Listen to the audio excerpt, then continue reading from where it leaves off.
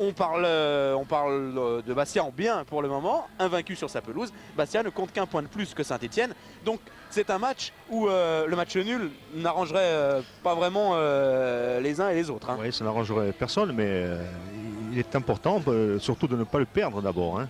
Un match, on attaque d'abord dans cet esprit-là, surtout ne pas le perdre. Charles, on va regarder ensemble, ça a pratiquement valeur de document. Regardez ce but, c'est le dernier but qu'a encaissé Bastia sur sa pelouse. C'était à l'occasion de la 8e journée du championnat, c'était le 25 septembre 1999, à l'occasion de cette édition 99-2000 du championnat. Ce joueur-là qui marque est Cyril Pouget pour le Havre. Le Havre qui vient chercher un match nul, un but partout ici à Furiani. Depuis, Pouget a changé de maillot. Bastia n'a pas changé de cadence. Bastia ne perd pas sur sa pelouse et n'a pas encaissé le moindre but. Évidemment, quand on n'encaisse pas de but, eh bien on ne perd pas les matchs. C'est un gros avantage. Évidemment, Saint-Etienne souhaiterait mettre un terme à cette série. Saint-Etienne qui est une équipe redoutable à l'extérieur parce que c'est une équipe qui va chercher la victoire partout. Saint-Etienne qui s'est imposé 4 fois en terrain adverse à Lens, Montpellier, Bordeaux et Nantes, toujours dans des matchs très disputés. Des supporters stéphanois qui ont fait le déplacement ici sur l'île de Beauté pour venir soutenir des Stéphanois. C'est vrai qu'ils ne sont pas très bien en point. Et on va découvrir la composition des équipes avec l'équipe qui sera supportée la plus par le public bastien qui a fait le déplacement en nombre également parce que c'est un match un petit peu spécial à chaque fois que Saint-Etienne se déplace. Bon, c'est une équipe traditionnelle, je dirais. On notera la rentrée de Camara à la place de Casanova. Hein. Yes, ouais. Il est d'accord aussi, lui. Hein.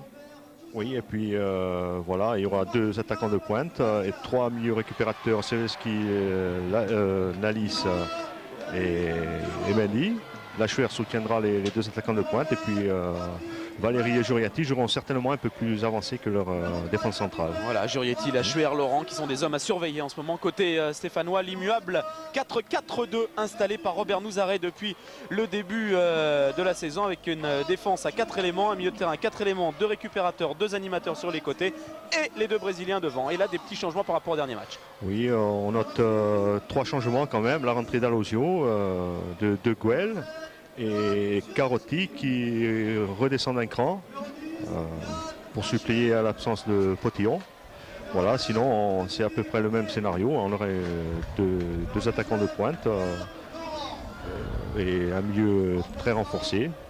Voilà, un milieu avec Pedron, Sablé, Boudaren et Guel. Et puis tout à l'heure, Charles, je parlais d'intimité du football français entre Bastia et Saint-Etienne. Je parlais d'anecdotes, de ferveur de ce football. Vous savez, le président délégué de l'AS Saint-Etienne, il a joué ici à Bastia avec vous. C'est Gérard Soler. Gérard Soler, sûr, il est sur la pelouse. Oui. Il est sur la pelouse, Gérard Soler, aux côtés de Lucien Dabila. Lucien, allez-y, demandez un petit peu à Gérard Soler quelques souvenirs parce que je suis certain qu'il en a et des croustillants, des souvenirs dans la tête. Ah, il a un casque, Gérard, donc il va entendre parfaitement Charles. Mais heureusement qu'on n'a pas dit du mal de lui. Non, non, il était attentif à ce que vous disiez. Gérard, bon, Christophe l'a dit, vous avez joué ici à Bastia, vous avez certainement quelques bons souvenirs avec Charles. Est-ce que vous pouvez nous en citer quelques-uns ? Oui, Charles va se souvenir d'un déplacement à Rennes où malheureusement on a attendu le quart et le quart ne nous a jamais pris parce qu'on avait oublié de le payer simplement. Et je crois même que ce jour-là on s'était fait refuser le Novotel parce que le club n'avait pas payé depuis 2-3 ans. Donc ça c'est quand même extraordinaire parce que venir se déplacer à Rennes et puis se retrouver bloqué comme ça, mais bon c'est des anecdotes et retrouver ce club ici c'est extraordinaire. Charles, vous avez entendu ce qu'il vient de dire. Oui, vous vous souvenez de ça, vous? Oui, je me souviens très bien. D'ailleurs, très bien même. La situation qu'a connue Gérard ce jour-là, ben, moi je l'ai connu très souvent. Hein. Mais nous on était ensemble, hein, Charles. Tu te souviens aussi quand je crois qu'on a couché à l'aéroport de Marignane, on devait avoir le même lit, tu sais, le même sac de couchage à côté. Exactement, sur les strapontins du haut là. Bon, mais moi j'ai eu la chance quand même de jouer avec un grand joueur qui s'appelait Charles Landucci parce que c'est quand même des grands joueurs et la Corse a sorti de grands joueurs comme Claude Papy et Charles Landucci et j'ai eu cette chance de jouer avec lui parce que c'est un grand phénomène notre ami Charles. Bah, je te remercie Gérard, puis ça m'a fait plaisir de te revoir et de te revoir surtout au plus haut niveau du football français parce que c'est vrai qu'avec Saint-Etienne tu as fait un petit exploit cette année, disons dans le recrutement tu as été au top. Ouais, c'est gentil. Bon, maintenant donne-moi un point, Charles. Tu te débrouilles, tu fais ce que tu veux, mais je te l'ai donné à domicile. Maintenant tu me redonnes celui-là, puis on sera toujours amis et heureux ensemble. C'est vrai qu'à une certaine époque, on aurait pu s'arranger. Hein. C'est vrai. Je t'embrasse, à tout à l'heure. Allez, au revoir. Et quand je parlais, voilà, avec Lucien Dabila, on évoquait ça aussi. Quand je parlais, Charles, d'intimité, il y a de l'amitié dans ce football français. Voilà, il y a de l'amitié dans les propos. Avec Gérard, c'est un match important, d'extrême importance. On sait que vous êtes corse, votre accent vous trahit malheureusement, Charles. C'est vrai que les Stéphanois ont besoin de points ce soir, c'est vrai que les Bastiais ont besoin de points, mais il y a ce climat, il y a cette ambiance à vous écouter avec Gérard Soler. Ben, ça c'est beau quand même, ça fait du bien. Bah oui, et ça fait partie disons, de ce qu'il y a de beau dans le football. Hein. C'est de revoir les anciens, d'oublier un peu le. C'est vrai qu'on est à l'opposé ce soir. Si l'on veut. Et ne pas oublier que c'est un jeu. Hein. Et c'est un jeu surtout, quand on est jeune on n'y pense pas trop, mais ça, il faut que ça reste un jeu. Allez, on va assister avec Thierry Burgalière à l'entrée sur la pelouse des deux formations pour ce Bastia Saint-Etienne, match de la 25e journée du championnat de France, un match de grande importance entre les deux formations. Vous parliez tout à l'heure du retour au sein de l'équipe stéphanoise qui reçoit Guel, l'Ivoirien revenu de la CAN. Vous savez, cet Ivoirien qui a été qui est le capitaine de la sélection ivoirienne et qui a été du périple ivoirien, cette sélection ivoirienne qui a été un petit peu malmenée par son gouvernement, par son chef d'État, par la junte militaire là-bas. Et les joueurs de la sélection ivoirienne ont été retenus 2 jours dans un camp militaire pour soi-disant une leçon de civisme. Le capitaine Kirissoa Guel a pris ça comme une petite mise au point et se dit prêt à reporter le maillot de la sélection nationale ivoirienne. Voilà, en tout cas il est revenu, il est arrivé ce matin directement d'Abidjan ici à Bastia par un avion via Paris. Kirissoa Guel, très heureux de retrouver ses partenaires au sein d'un autre maillot vert, celui de l'AS Saint-Etienne. La Côte d'Ivoire ne s'est pas qualifiée pour un petit but seulement pour la 2e phase de cette Coupe d'Afrique des Nations. Kirissoa Guel est de retour au sein de l'effectif stéphanois pour y apporter de sa technicité, de son envie, de son aspect travailleur. Le coup d'envoi donné par monsieur Garibian et un ballon immédiatement dégagé dans le camp stéphanois. Et à la conquête, Liasser à la lutte avec Pierre Laurent. Monsieur Garibian qui a fait reculer le mur bastiais. Le pied gauche de Stéphane Pedron face à Éric Durand. Et c'est à côté du cadre. Oui, ça ne doit pas être très loin vu la réaction de Pedron. Hein. Oui, c'était pas très loin et puis Durand était battu. Hein. Voilà, il a eu un moment d'arrêt parce qu'il se voyait battu. Là, hein. Si la balle était un peu plus basse, c'est... C'est pas loin effectivement, mais c'est à côté du cadre. Il n'est pas très en réussite en ce moment. Pedron, il tire énormément vers les buts adverses. Il touche souvent du bois en ce moment. Il a touché la transversale contre Auxerre, contre Lens. Et il y a des arrêts de gardiens qui lui sont évidemment défavorables. Il n'est pas trop en réussite et il n'a pas été non plus sur ce coup franc là, qui est passé très très proche du cadre de Durand. Touché, oh, allez!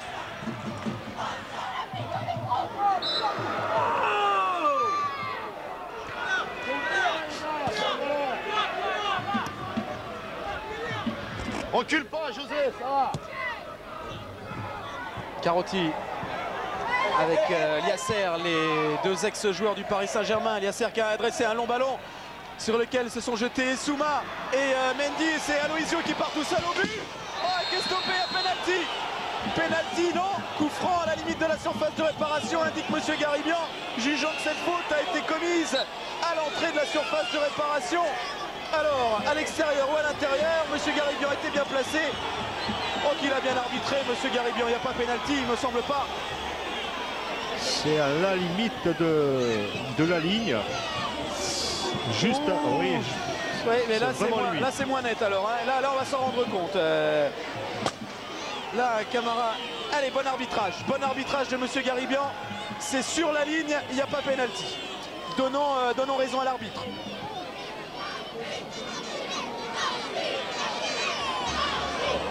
Oui, Aloisio surtout, et c'est la crainte côté stéphanois qui en tombant semble s'être fait mal à l'épaule.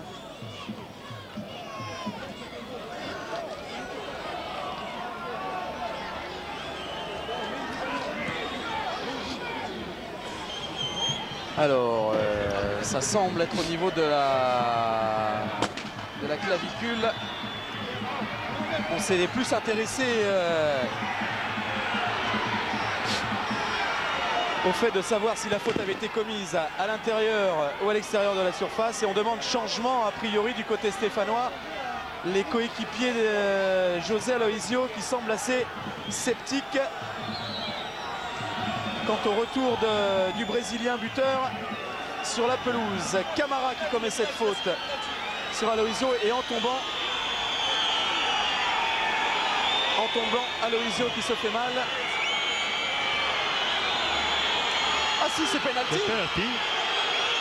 Ah mais je croyais que Monsieur Garibian indiquait coup franc, mais finalement c'est penalty. Penalty que va botter le capitaine de la sélection ivoirienne qui reçoit Guel face à Durand qui n'a plus pris de but depuis le 25 septembre et qui intervient sur cette frappe de Guel. Oh, c'est une formidable occasion gâchée par les Stéphanois. Le petit Ivoirien qui avait marqué sur penalty contre le Havre cette saison, son seul but du championnat, est tombé sur plus fort que lui. Il est tombé sur un Éric Durand invincible à domicile. Et Aloisio qui revient sur la pelouse. Oui, Aloisio qui revient, Christophe, mais qui apparemment souffre du coude ou de l'avant-bras droit. En plus du coup qu'il a dû prendre certainement sur le côté droit, je ne sais pas ce que c'est, à la cheville ou au tibia. Apparemment il a un problème de bras ou de coude. Donc peut-être quelques problèmes dans les duels pour se protéger en tout cas. Voilà, il revient et il a du mal à décoller. Et faute sifflée par Monsieur Garibian là, au milieu de terrain, alors que l'on a revu l'arrêt d'Éric Durand. On parlait, Ben écoutez, je vais presque dire, Charles, qu'il y a presque justice. Je suis pas certain que la faute ait été commise vraiment à l'intérieur de la surface de réparation.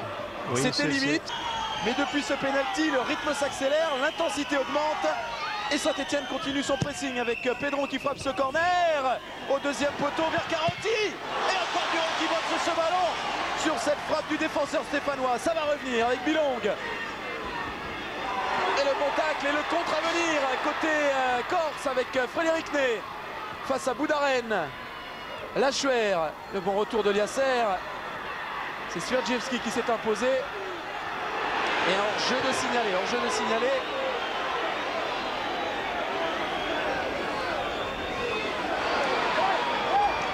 Oh, Éric Durand. Swierdjewski qui va frapper ce coup franc. Peut-être pas directement, si finalement. Et un ballon bien capté par Jérôme Alonso. Jérôme Alonso qui connaît le pays ici, la Corse, parce oui, qu'avec son papa, il y a passé quelques années. Quelques années, oui. Son papa était au centre de formation de Bastia. Et lui-même, je me souviens bien, il était petit, on l'avait toujours entre les pattes à l'entraînement. Hein. Liasser joue avec Guel qui écarte sur le côté gauche vers Pedron. C'est un peu long. C'est un peu long pour Stéphane Pedron.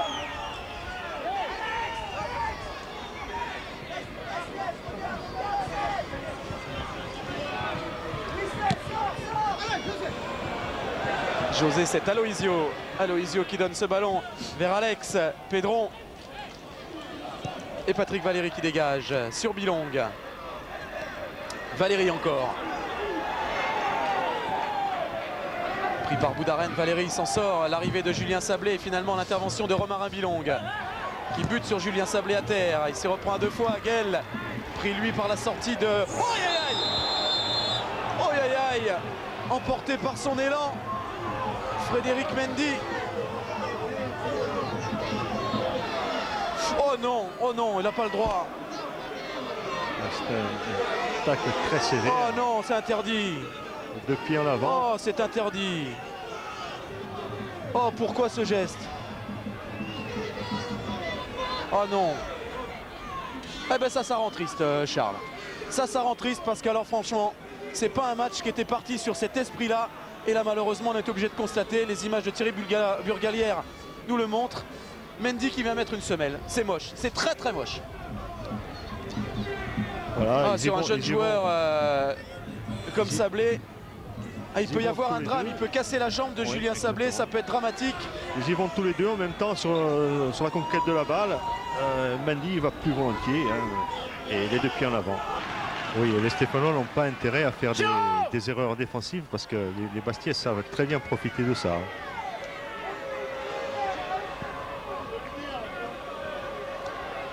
Ouais, le petit problème des Bastiais actuellement, c'est-à-dire que les joueurs Bastiais, enfin la défense et Durand jouent assez long, enfin même très long pour chercher les attaquants. Mais derrière, ça ne suit pas tellement. Donc il y a assez les lignes, il y a assez d'espace entre les lignes. Et les attaquants manquent un petit peu de soutien pour le moment. Oh oui, mais démarrage de Pierre Laurent. Et première vraie occasion bastiaise de ce match. Avec cette accélération de Laurent, la frappe dans la foulée. Oh, il s'est blessé Laurent. Et je crois que c'est musculaire sur la frappe. Oh, je crois que c'est musculaire. Inquiétude pour Pierre Laurent. Dans la frappe, il est en extension complète, Charles. Et j'ai peur pour lui qu'il se soit fait mal. Regardez, regardez, regardez. Oh oui, ça pince là. C'est là, au sommet. Ouais, il se peut que ce soit une élongation ou peut-être un claquage. Aïe. Ouais, je peux vous dire que du côté de Bastia, on a demandé tout de suite le changement. Donc Pierre Laurent va sortir. Alors, ça doit être certainement musculaire comme vous l'avez dit Christophe. Ah, et oui, c'est Pierre-Yves André qui a été chargé par Frédéric Antonetti d'aller s'échauffer le plus rapidement possible. Et qui va prendre sa place. Et bien Pierre-Yves André qui revenait de blessure, qui a été laissé sur le banc parce que Pierre Laurent allait bien justement, vraiment bien. Il faisait beaucoup de bien sur le front de l'attaque bastiaise. Bon, c'est un pépin pour Pierre Laurent, c'est triste. Oh, c'est musculaire, c'est dans l'extension, dans la frappe, il a mis tout son cœur Pierre Laurent. C'est un petit peu lâché. Oui, là il a compris que c'était certainement pour le Sporting Club de Bastia. Claquage, déchirure, élongation. C'est plus grave le claquage, bien sûr, mais bon, déchirure c'est pareil. Hein. Ah, il ne peut plus avoir les appuis. Alors remplacé par Pierre-Yves André, celui-là même qui avait marqué au match aller, qui avait égalisé à l'AS Saint-Etienne dans les dernières minutes et qui avait déjà remplacé Pierre Laurent. À Geoffroy Guichard.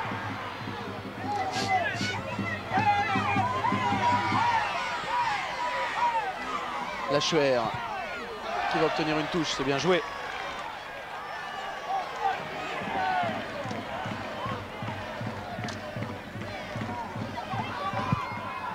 Oh, il souffre Pierre Laurent.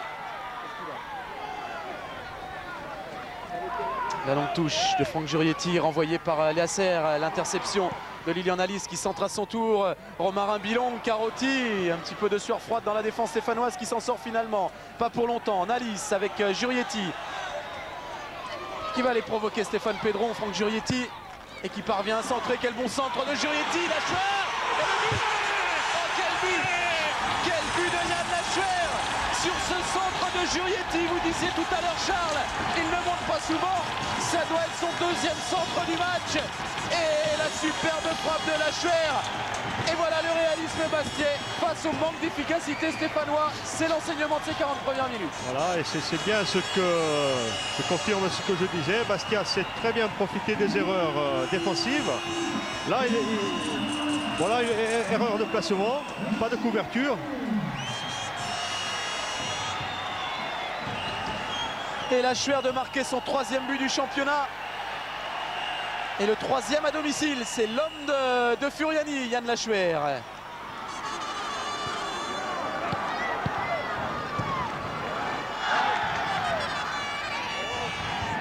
Eh bien, s'il en était besoin, voilà un but qui va complètement débrider cette partie. Parce que les Stéphanois sont dans l'obligation de réagir. Les Stéphanois qui auraient dû ouvrir le score normalement sur le penalty. Mais qui, comme toutes les équipes depuis un bon moment, depuis le 25 septembre, eh bien, but sur Éric Durand, sur la défense bastiaise, ne parviennent pas à marquer ici.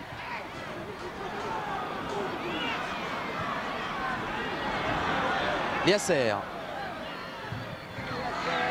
Vers Pedron, c'est un ballon trop fort. Ouais, Christophe, pour vous confirmer le premier diagnostic concernant Pierre Laurent, c'est bien un claquage dont souffre Pierre. Donc c'est dommage pour lui, bien sûr, et pour toute l'équipe bastiaise. Juste pour vous dire aussi un petit mot sur la tactique demandée maintenant par Frédéric Antonetti depuis l'entrée en jeu de Pierre-Yves André. Pierre-Yves devrait certainement, enfin, il devrait servir de point d'appui grâce à son jeu de tête et essayer de faire quelques déviations pour son compère d'attaque, mais. Mendy. Donc un dégagement. Eric Durand est très long et précis. Pierre-Yves André qui a pris le dessus sur Björn Turek Forme qui frappe dans la foulée. C'est le premier geste de Pierre-Yves André. Sa première intervention, voilà qui va le mettre en confiance.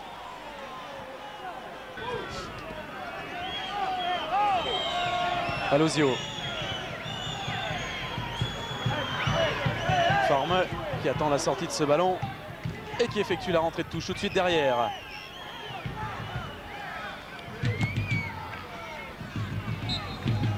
Et la mi-temps sifflée par Monsieur Garibian sur ce score de 1-0 en faveur des Bastiens. Un score plutôt flatteur.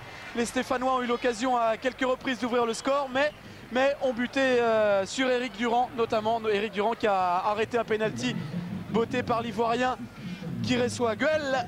Et c'est Lachuer qui a marqué le seul but de cette première période à la 40e minute. Et du coup, les Bastiens regagnent les vestiaires avec un but d'avance.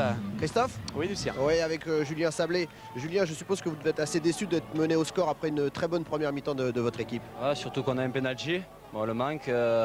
On avait dit les 5 dernières minutes d'être très vigilant. On voit qu'on a encore pris un but. On est vraiment déçus et il va falloir qu'on relève la tête parce qu'il faut qu'on ramène à tout prix quelque chose de Bastia. Qu'est-ce qui change par rapport au match de mercredi? Moi qui vous ai vu mercredi dernier, j'ai vraiment l'impression que, et techniquement, pas techniquement, mais surtout physiquement et surtout au niveau de la vivacité, c'est une autre équipe de Saint-Etienne ce soir. Non, mais je crois que moralement, on avait pris un coup un petit peu avant. Donc, bon, contre Lens, on était bas moralement. On a eu du mal à rentrer dans ce match, donc il nous a encore plus enfoncé. Mais là, on est venu avec de meilleures ambitions. Et donc, on a vu qu'on a fait une bonne première mi-temps, mais on perd 1-0. Et c'est ça le football, quoi. Donc, on va essayer de relever la tête et de réussir quelque chose. À tout à l'heure.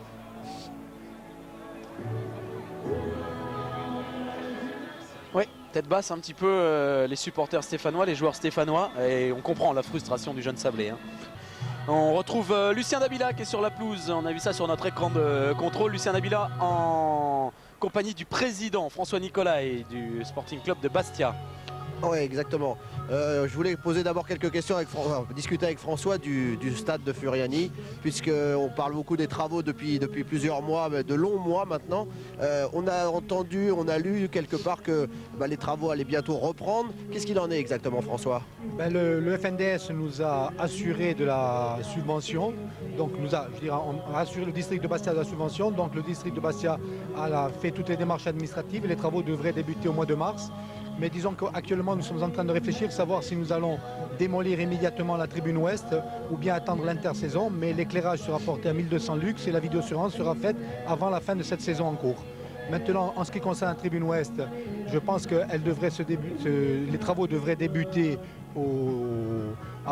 immédiatement après le match de Bordeaux, qui est le dernier match à Bastia, et puis avoir 3 tribunes terminées complètement pour la reprise 2000-2001. La tribune ouest, c'est celle qui est là-bas derrière le but. Hein, côté gare, qui est derrière le but et qui est actuellement rempli de supporters. Ce sont les places populaires de Furiani avec la tribune Est. Alors et la tribune d'en face, celle qui est encore une tribune ancienne, vous allez commencer les travaux d'ici combien de temps? Je crois que nous avons eu une réunion de travail avec monsieur le préfet d'Haute-Corse et qui nous a assuré de son soutien. Je suis persuadé que l'État ne va pas se désengager pour la dernière tranche de travaux et que le stade de Furiani sera terminé à la fin 2001 ou début 2002. Ça c'est une bonne chose pour le club, en tout cas pour le Sporting, c'est vraiment important. Parlons un petit peu de sportivement maintenant. Votre équipe est toujours qualifiée en Coupe de la Ligue. Vous allez, si on peut dire que c'est un tirage un petit peu difficile puisque vous allez jouer contre Lyon à Lyon.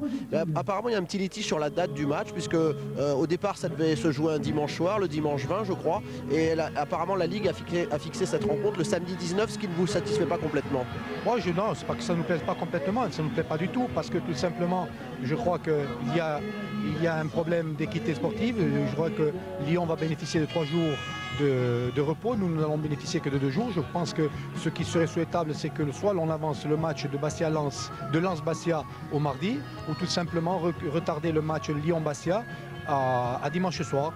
Je pense que nous avons fait appel, nous attendons la décision de la commission d'appel, puis après terminé, on jouera le jour où la commission d'appel aura décidé que l'on joue. Les joueurs rentrent sur le terrain. Un petit mot sur la rencontre de ce soir. Vous avez eu peur là, sur le pénalty de Saint-Etienne, vous avez eu peur d'être mené et à l'arrivée c'est quand même vous qui menez 1-0 à la mi-temps. Oui, on a eu très peur parce que Saint-Etienne est une équipe qui commence ses matchs, on le sait, très fort. Je crois que l'équipe a su se reprendre. Pierre-Laurent sort sur une blessure, Pierre-Yves rentre. On mène à 1-0. Il faut que l'on tienne à tout prix ces 3 points parce que ces 3 points vont nous permettre de regarder vers le haut et de nous dégager d'une partie du classement qui n'est pas en rapport avec nos possibilités. J'ai bon espoir que l'on aille jusqu'au bout, mais Saint-Etienne est une belle équipe. François, merci, bonne deuxième mi-temps. À bientôt, Lulu. Ah oui, c'est notre Lulu à nous. C'est une mi-temps de moins bonne qualité pour l'instant dans son entame que la première période. Oui, les duels se durcissent. Hein. Et ce sont les Bastiais qui se font plus agressifs.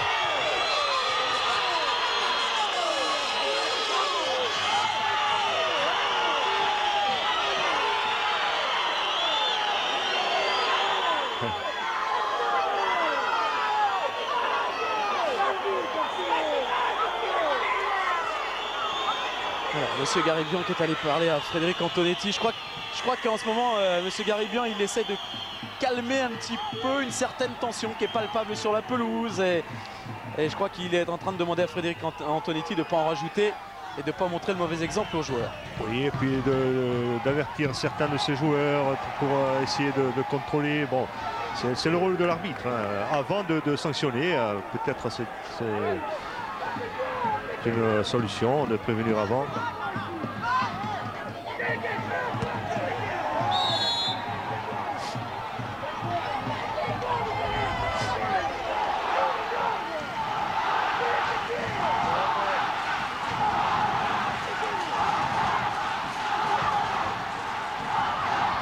Christophe, pour revenir à M. Garibian tout à l'heure au sujet de la discussion qu'il a eue avec Frédéric Antonetti, il lui a surtout demandé de rester un petit peu plus souvent assis que debout, c'est vrai que Frédéric est assez souvent debout, et puis lui a demandé de ne pas trop non plus discuter ses décisions.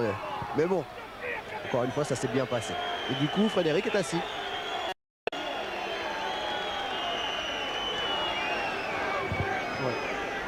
Quoique là, moi j'émettrais une petite réserve auprès des arbitres qui demandent aux entraîneurs de rester assis. Il n'y a rien qui oblige un entraîneur à rester assis. Ils ont une zone délimitée dans laquelle ils peuvent se promener. Ouais. Devant leur banc de touche, bon.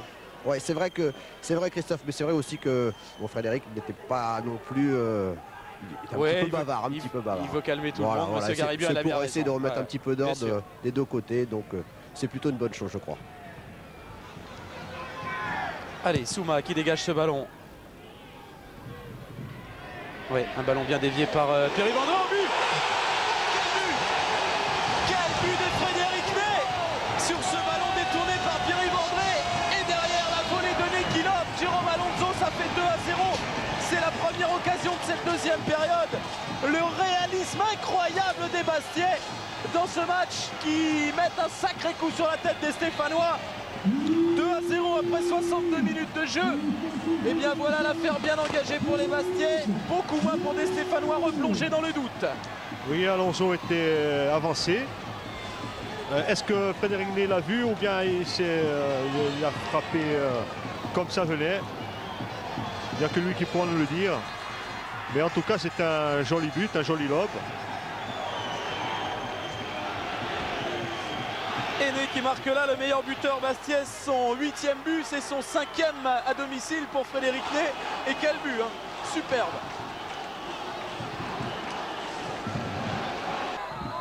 C'est bien, Bruno.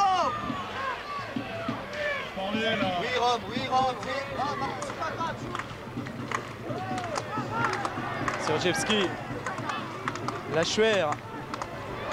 Et le jeu va changer de côté là-bas. Nalis qui a vu le démarrage de Franck Jurietti. Jurietti qui va aller provoquer la défense stéphanoise. L'avantage laissé par Monsieur Garibian. Et la frappe dans la foulée de Frédéric Ney. Ce sera un corner en faveur des Corses. Alors que Jurietti a laissé quelques forces dans la bataille. Là, qui est venu buter sur...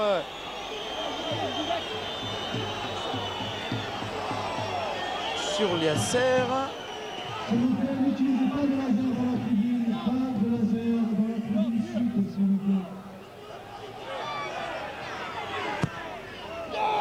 Zivski qui a tiré ce corner et qui va se remettre à l'ouvrage. Nouveau corner pour les Corses.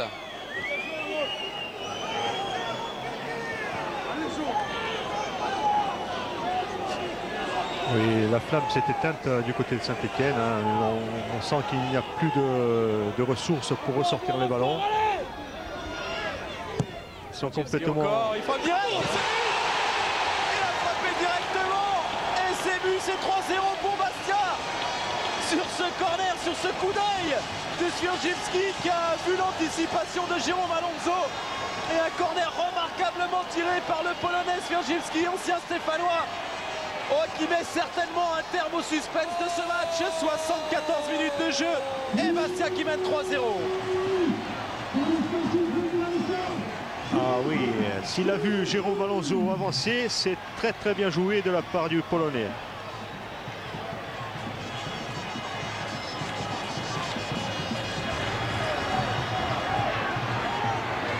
Et ben voilà, nous disions que le Stéphanois était complètement étouffé. Hein.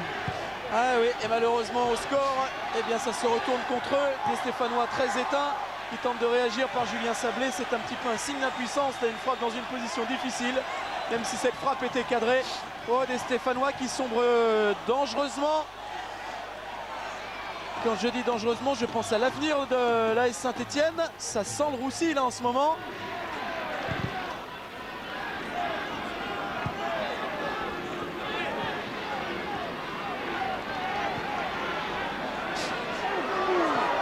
Mendy avec Valéry.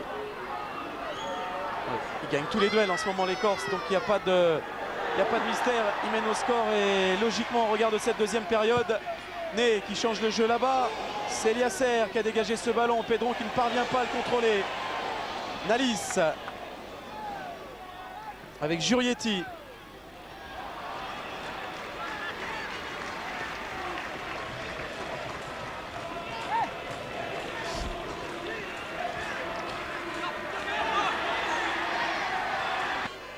Et ils ont un mal fou à défendre sur les ballons les plus anodins, même des Bastiais. La frappe de Jurietti, et ça se transforme en occasion de but, cette frappe de Jurietti. Quelle qualité dans la frappe de Jurietti, qui à son tour a peut-être tenté d'exploiter la fébrilité de la défense dans son ensemble de Saint-Étienne, qui se relance là avec Liasser.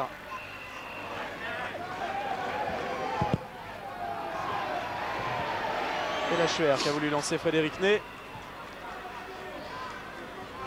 Dans les joueurs doivent se poser la question, ils doivent être dans une situation de se dire qu'est-ce qu'on fait, on n'en prend plus ou on essaie de...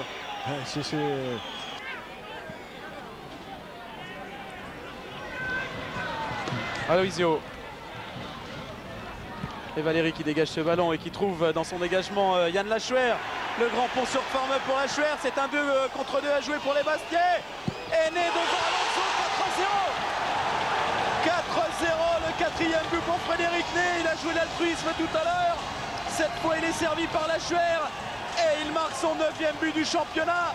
Et il enfonce encore un peu plus une équipe stéphanoise à la déroute dans cette deuxième période. Et oui, cette fois, il a mis toute la détermination qu'il fallait. Il n'a pas voulu laisser passer encore cette occasion de monter le score. Et la passe de Lachuer faite au bon moment. Dans la course.